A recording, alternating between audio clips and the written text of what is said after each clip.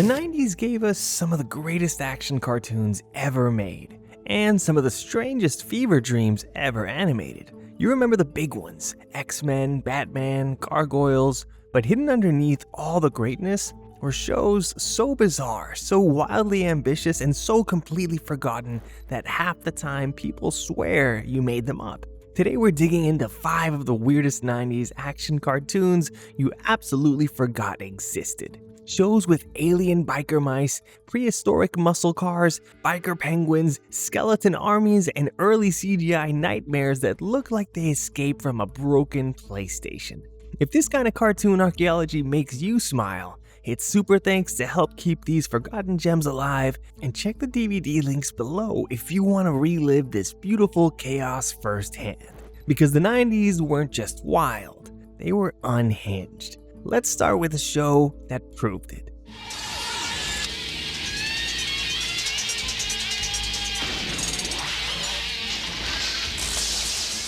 Even in the anything-goes chaos of early 90s kids TV, Biker Mice from Mars stands out as a bold entry in the corporate wants the next Ninja Turtles sweepstakes. And to be fair, they didn't hold back. The show asked a simple question. What if 3 buff alien mice rode motorcycles, talked like Californian bikers, and defended Earth from a corporate fishman disguised as a businessman?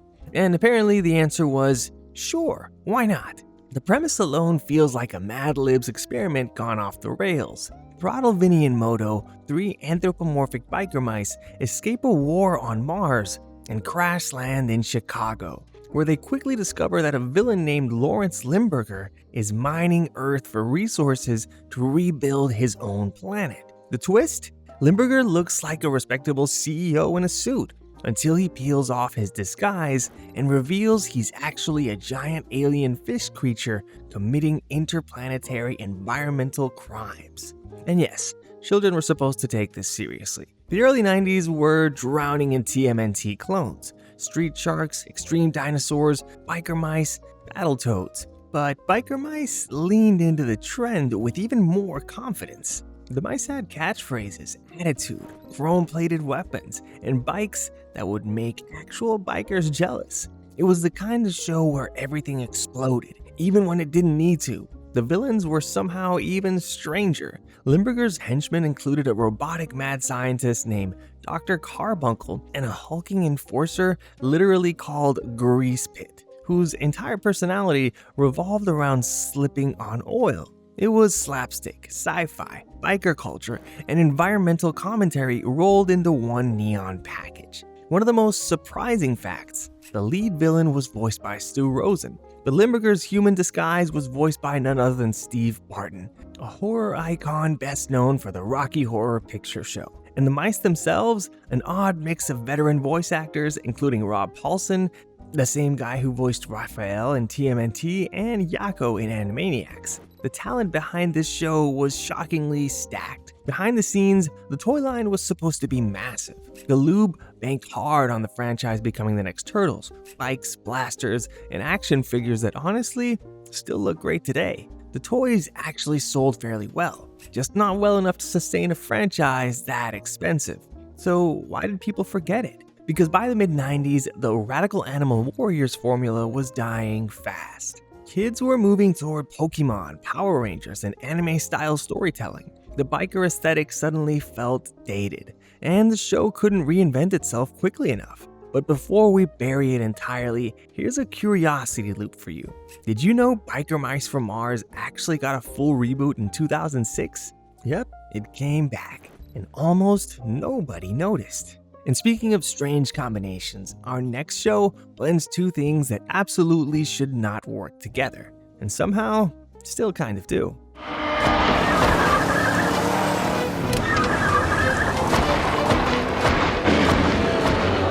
You just had to stop, didn't you?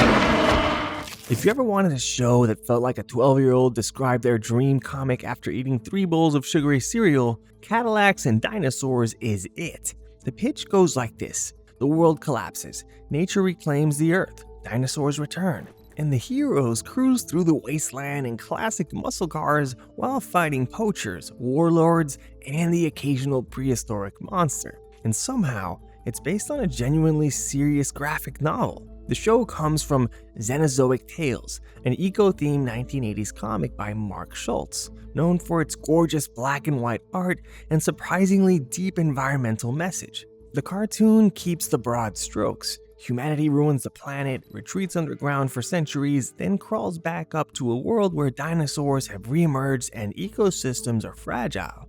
Jack Tenerick, our main character, is a rough-around-the-edges mechanic who protects nature, upholds ancient machinist laws, and punches anyone foolish enough to mistreat the land. But the cartoon also tones everything down. A lot. The comic's darker themes, ecological responsibility, moral ambiguity, overpopulation, the consequences of technology, get flattened in the Saturday morning lessons about respecting the Earth.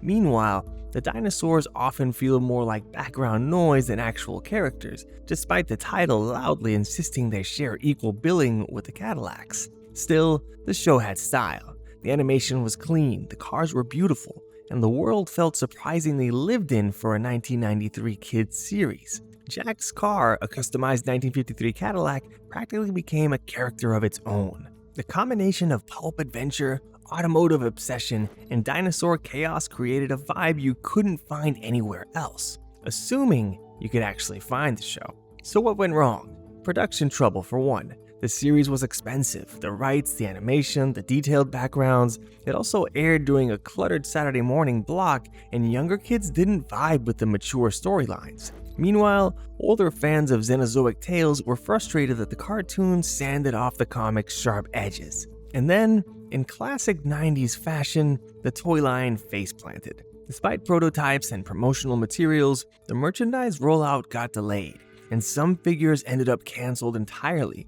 In that decade, no toys meant no future. Despite its short life, Cadillacs and Dinosaurs has a loyal cult fanbase today. Retro gamers remember the Capcom arcade beat 'em up, which is still a banger, and the comic is genuinely worth reading. It's moody, artistic, and way deeper than you'd expect. But if you think dinosaurs and cars were weird, this next show might be even stranger.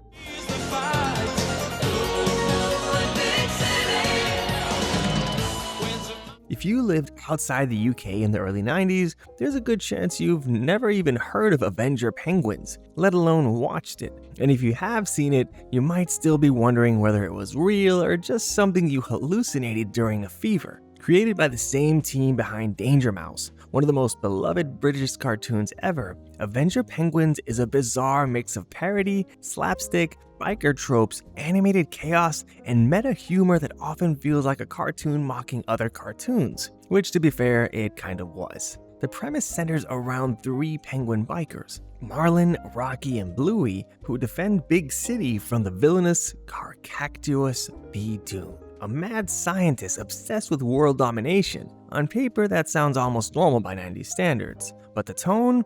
Absolutely not. The show feels like someone took Teenage Mutant Ninja Turtles, poured it through a blender, sprinkled British humor over the top, and animated the whole thing during a sugar crash. The character designs are deliberately exaggerated to the point of absurdity. Bulging eyes, oversized beaks, and animation that switches from smooth to intentionally janky for comedic effect. And the parody goes deep. Whole episodes spoof action cliches, move genres, and TV tropes. One moment it's mocking superhero transformations, the next it's breaking the fourth wall and complaining about the animation budget. It's very 1990s meta, but with the chaotic energy of a show that didn't care whether the joke landed or not, as long as it landed somewhere. The problem? American audiences had no idea what to make of it. The humor was extremely British. Dry sarcasm mixed with slapstick, tossed in with self-referential jokes that kids in the US weren't used to yet. Add in limited distribution, and Avenger Penguins became the kind of show you only remember if you caught it once at 6 a.m. on a random cable channel. Behind the scenes, the creators had come off the success of Danger Mouse and wanted something more unhinged, more chaotic, and more visually experimental. They succeeded, maybe too well. The show's art style was controversial even at the time, with critics split between brilliantly weird and painful to look at. Still, it has a cult following today, especially among animation nerds who appreciate how bold it was. It threw every idea at the wall. parody, slapstick, genre satire, visual gags, and somehow created something unforgettable, even though barely anyone saw it. And yet, even this wasn't the strangest action cartoon to hit the 90s. Things are about to get much darker.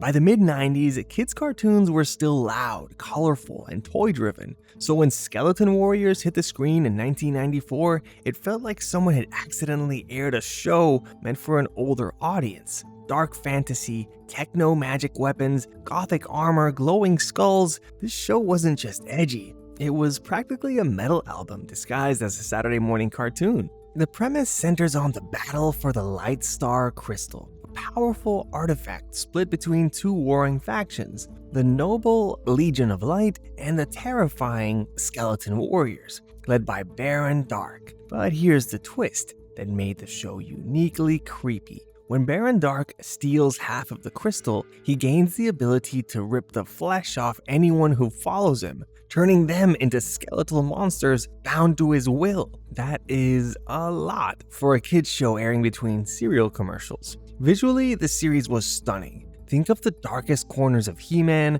mixed with the atmosphere of Gargoyles, then pushed one step further. Baron Dark himself remains one of the most striking cartoon villains of the decade. Glowing red eyes, bone armor, a voice dripping with theatrical menace. The animation team clearly had a blast designing an entire society of skeletal soldiers, bone beasts, and decayed landscapes. Every frame felt like a horror fantasy cover brought to life. But pushing boundaries came with problems. Parents complained a lot. The violence wasn't graphic, but the imagery, rotting warriors, cursed transformations, corpse-like minions, was intense for its time. Network executives didn't really know whether to market it as traditional hero versus villain fun or something closer to baby's first dark fantasy opera. Still, the show had deeper lore than anyone expected. The Lightstar siblings each gained powers. Lightstar could create energy shields, Talon could fly,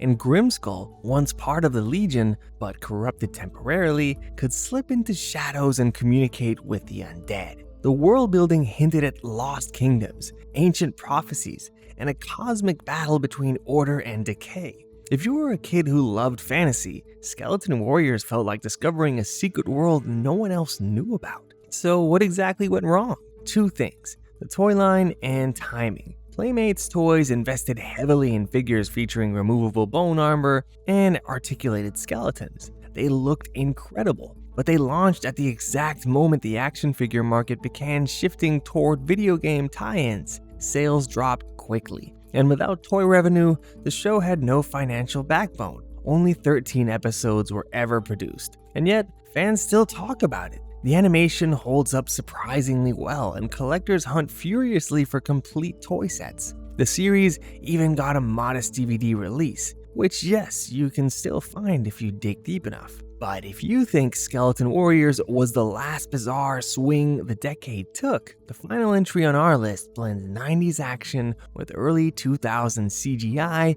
in a way that feels almost prophetic.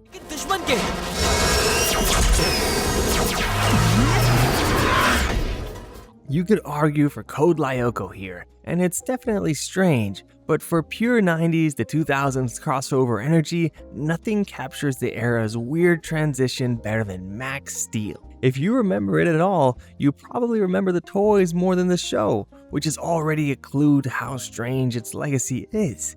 Max Steel premiered in 2000, but it was born from the late 90s toy culture. Mattel wanted a multimedia action hero, part James Bond, part extreme sports athlete, part cyber-enhanced super spy. And in theory, that sounds cool, but the execution, widely uneven. For starters, the show embraced early CGI, the kind that looked impressive in commercials but uncanny in motion. Characters moved like stiff mannequins trying to act natural, and facial expressions hovered in that uneasy space where nothing looks quite right. And yet kids watched it anyways because it was louder than anything else on TV. The story follows Josh McGrath, a teenage adrenaline junkie who becomes the secret agent Max Steel after a nanotech mishap gives him enhanced abilities. He works for Nanotech, a high-tech organization battling threats like Psycho, a cyborg villain who looked like an action figure with half his face melted off, and later mutants, mechs, and bioengineered monsters. The world building was surprisingly big, with conspiracies, betrayals, and tech gone wrong.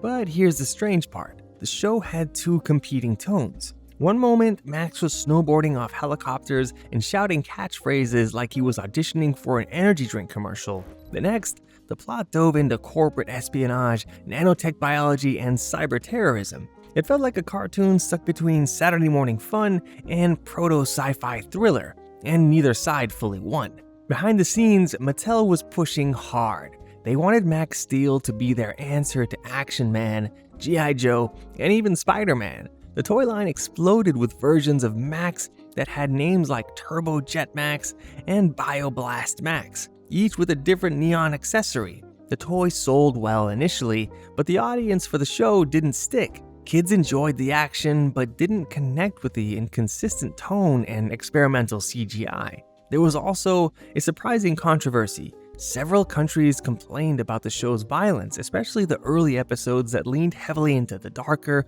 more realistic threats. For a series airing near Pokemon and Digimon, it sometimes felt too intense, too cold, too techno-industrial.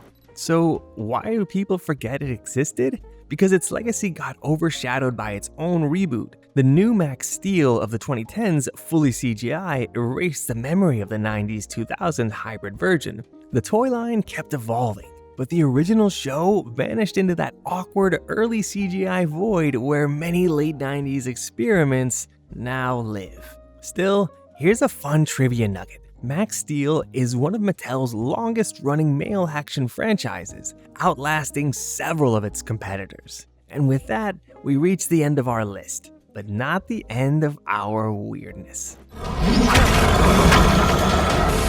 I think हम जीत रहे हैं. So which one was the weirdest? Alien biker mice, dinosaur muscle cars, penguin vigilantes, skeleton armies, cyber agents with uncanny CGI smiles? The 90s didn't just experiment. They full-on rolled the dice and hoped the animation gods were feeling generous. If any of these shows unlocked a forgotten memory for you, hit that super thanks button to help keep these deep dives alive, and do check the DVD links below if you want to revisit the chaos firsthand. And tell me in the comments, which bizarre 90s cartoon should I dig up next? Because trust me, we've barely scratched the surface of the decades of weirdness. See you next time, and thanks for watching.